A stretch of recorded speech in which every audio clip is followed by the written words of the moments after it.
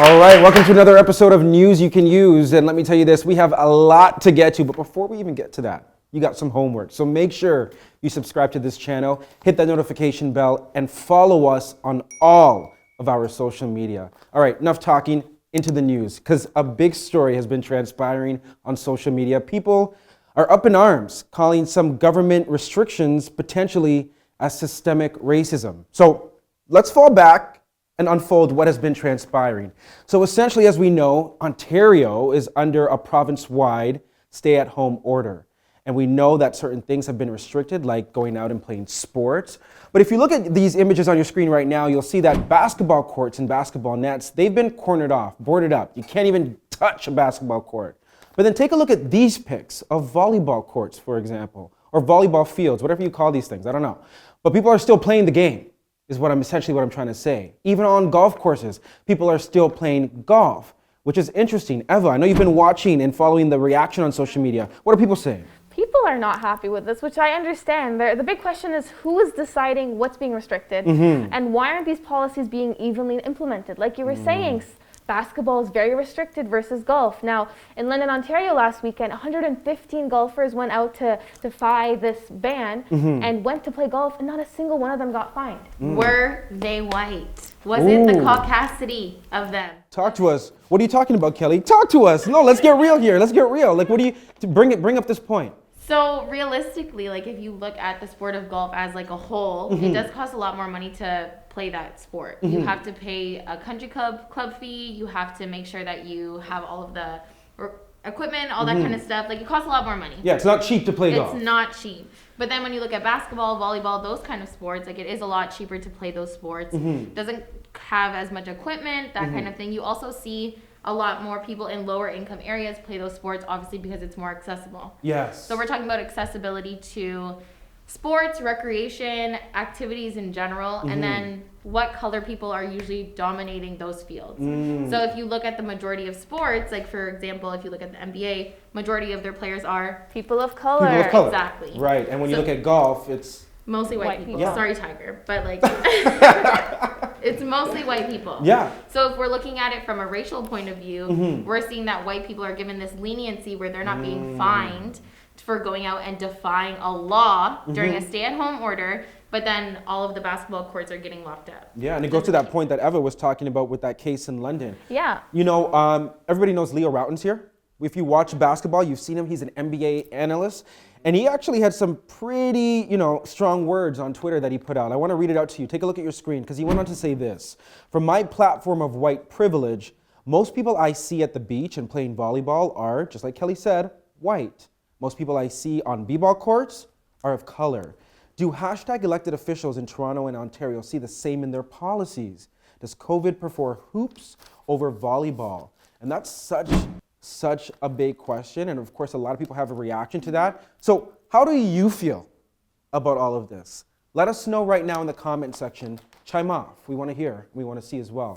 All right, can we talk about another big story that I don't think enough people are talking about? And that's what's happening on the island of St. Vincent. Just in case you didn't know, there actually was a volcano that erupted back on April 9th, and it has caused massive destruction for this small island. Eva, I know you have some of the details about it. What transpired? So this occurred on April 9th, and it was a 6-mile high pile of ash. Now, luckily, they were able to detect it early, so everyone was able to evacuate from before. But a little issue came across. So in order for people to evacuate the island, they had to evacuate through a ferry, correct? But all these people on all the ferries were only accepting people who have taken the COVID-19 vaccine. So if you haven't taken it, you can't get on the ferry to evacuate. Also, the neighboring islands who are going to accept these evacuees are only taking vaccinated people. So now it puts into question, if you're not vaccinated, you can't evacuate. Jeez. And you know what's interesting? We actually have someone on our team who has family located in St. Vincent. Burns, I'm going to call you in right now. You've spoken to some of them. What have you heard? Yeah, my family's in the green zone, actually, so thankfully they've been okay. Yeah. But another thing that I have been hearing is that some people in the red zone did not want to evacuate because they were scared of people looting and stealing from their homes. And that's a big fear, because a lot of people on the islands, I mean, they work so hard, but they don't want to lose what they've tried to build up already.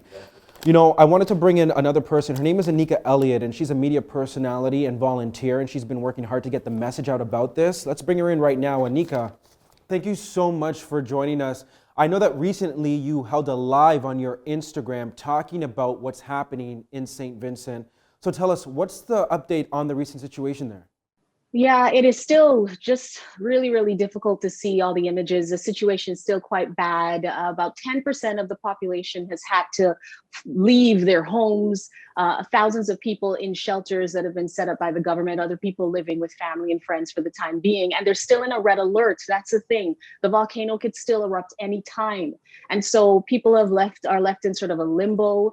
The prime minister is calling the scenes, the areas that have been impacted by the eruptions, apocalyptic. It looks that bad. As a matter of fact, the United Nations has put out a call for up to $29.2 million to help assist with the situation in St. Vincent.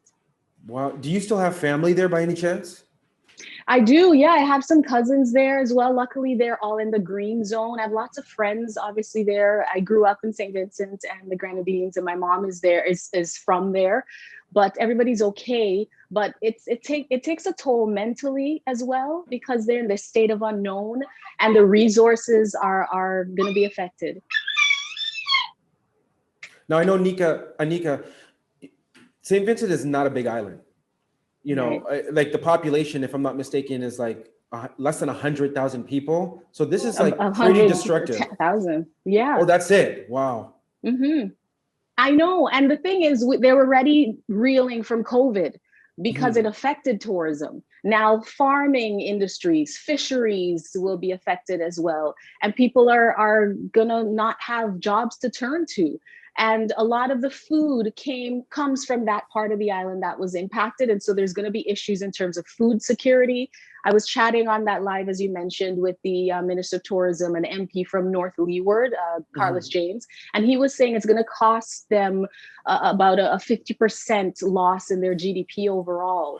So it's going to take a while for them to recover. So we're really, really asking people to help, not just the folks in the shelters. Obviously, still they need supplies, but just regular people as well, because the ashfall is still a concern too. So if Canadians who are watching this right now, or anybody around the world, if they want to help, how can they go about doing that? Like, what's a safe and secure way to help the folks in St. Vincent?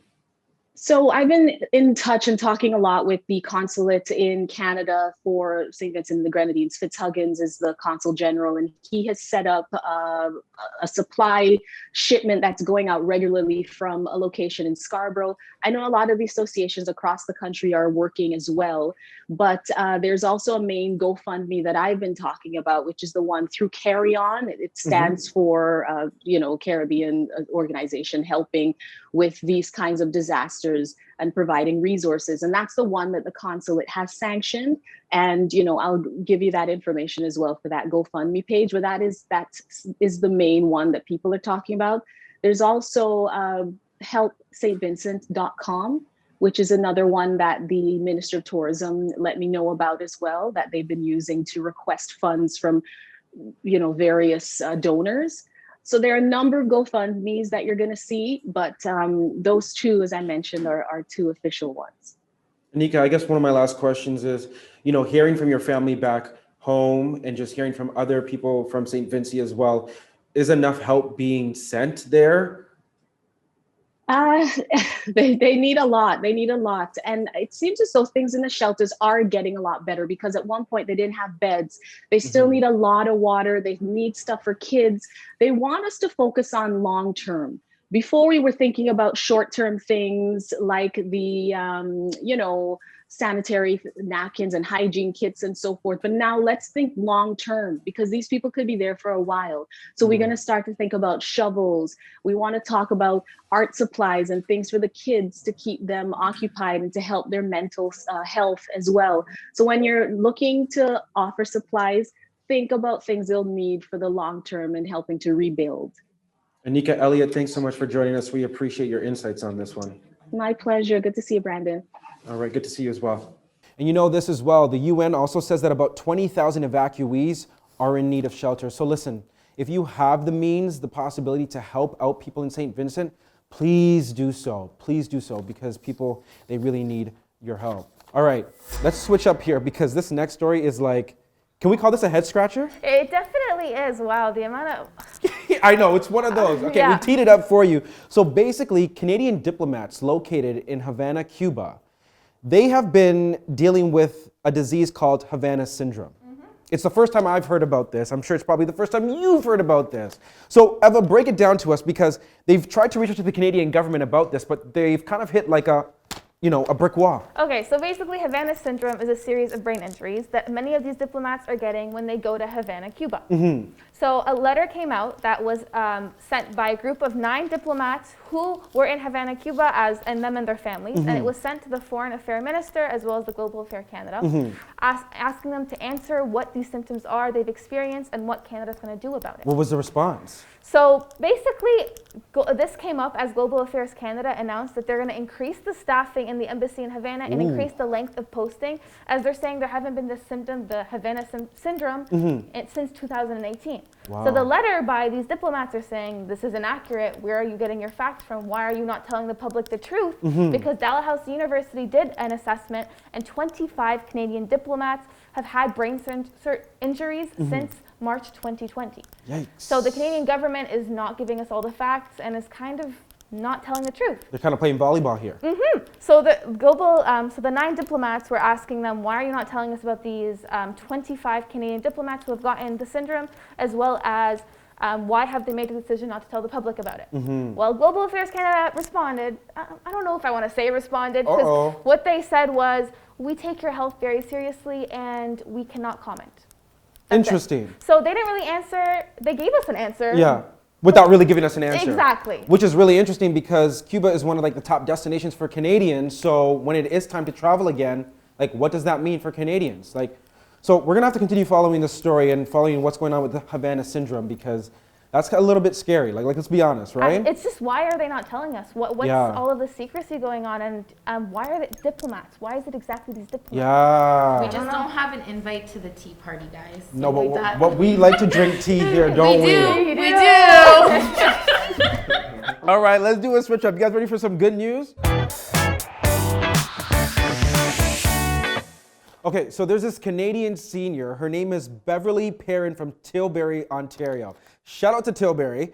And basically, she's given out more than 1,000 thank you cards to essential workers. And this really makes my heart smile, because essential workers have had it rough during this pandemic. And it wasn't just her who's done this initiative. She's doing it with her husband, whose name is Dick.